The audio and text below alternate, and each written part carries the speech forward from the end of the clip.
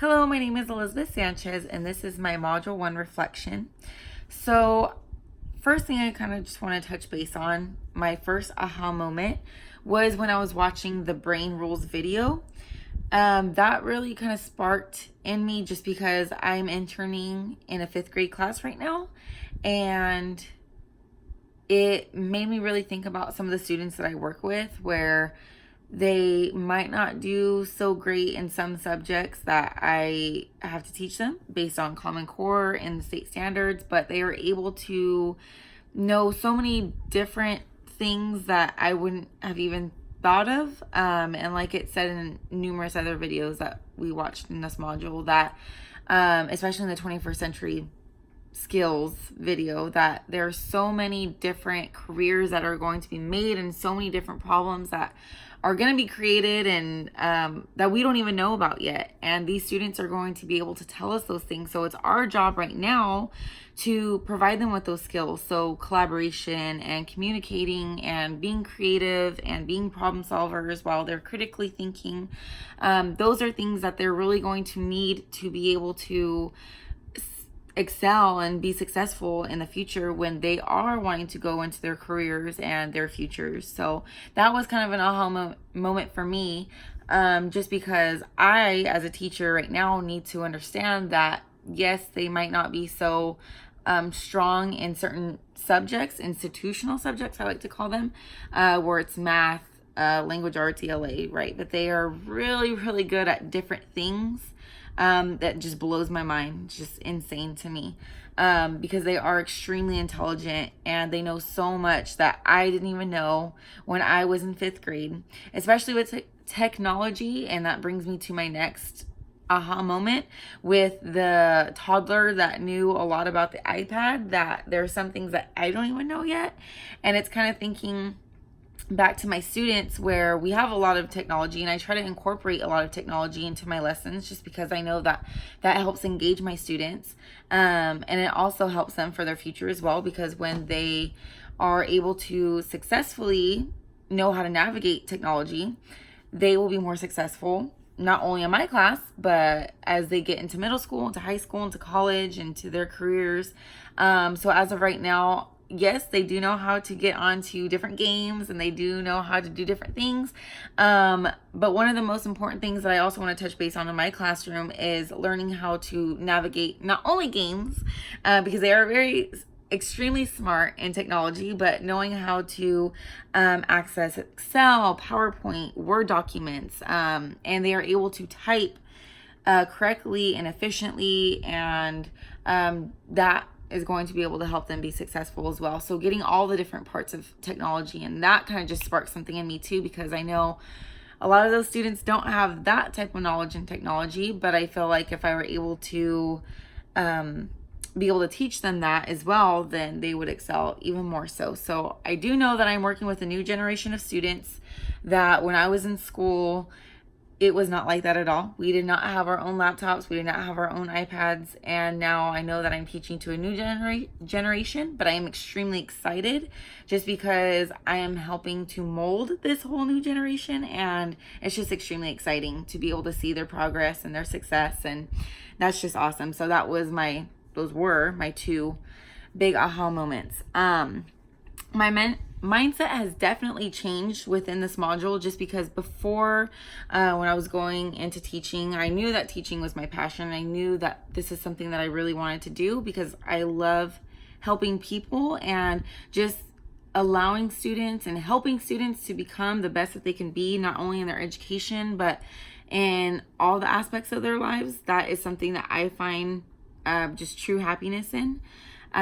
So my mindset right now, I do have to have that growth mindset, just because that's what I preach to my students, of course, is that, we all have to believe that we can do it and we're okay with difficult tasks and that we will always do our best. And that is what I have to have in order to have them be successful, is I need to have a growth mindset. So right now my mindset has definitely changed because I already see that there are so many different tools and so many different videos and things that I've learned so far, and working with my collaboration group has been awesome just because we bounce different ideas with each other. There's actually another student in my collab group that is also interning in a 5th grade classroom. So that's been amazing, just to bounce ideas off of her. So that collaboration has already been there, communication, problem solving together. So I do have a bunch of different tools, and I just have a greater mindset now that I have been in this program than I did before. And I'm just grateful for the tools and everything that I have learned so far. And I'm extremely excited to see what I learned later on, just so that way I can apply it to my classroom, because that's the biggest thing that I want. I just want to make sure that my students are successful and that they are feeling great every single day, because they are learning something new and they understand it and they want to learn more. So that's what I want to keep going in my classroom right now, and it seems like it's doing really good, because the brain rules, I have applied those and I've taught those to my students, and how we can be further engaged in our lessons. So that has been extremely helpful as well. Just wanted to add that. One question that really kind of sparked in my mind was when I was watching the first video about the paradigm switch in education, and that was basically when he said that we kind of calm down our ADHD students. ADHD, I'm sorry, I can't even talk right now. ADHD students, and we kind of make them, I know that, of course, some of them take medication, and we are, as teachers, kind of, how do I say, basically just we have them simmer down a little bit on how they act, because sometimes it can be a distraction. So one question that I do have in the video, it talks about how we should not do that, and how we should allow them to be themselves, and kind of make sure that they are getting all that they can be in their education. But how are we able to do that in the classroom as teachers if we don't have an aide in the classroom, and their behavior does become a problem? Because I actually do have a student in my classroom that right now that is a difficult, it is a challenge for me.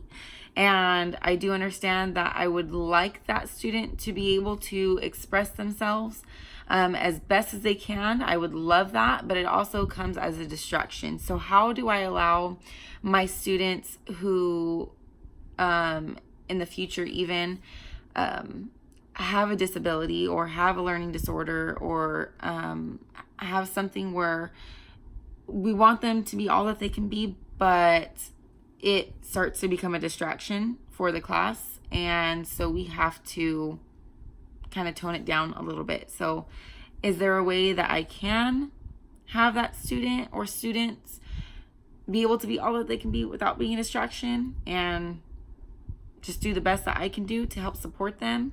That's the only question that I have right now. I just don't want it to be a distraction to everyone, including that student, because if they allow themselves to get too out of hand, I don't want them to not be able to get to the point of no return. So I just would enjoy and appreciate some feedback on that, and what I might be able to do to best serve my students, and just have them be successful, of course. So that is my Module 1 reflection. And again, I am looking forward to the future modules that I am going to be engaging in, just because I'm extremely excited to learn some new things and some new tools that I can bring back to my classroom. So thank you, and I will see you in Module 2.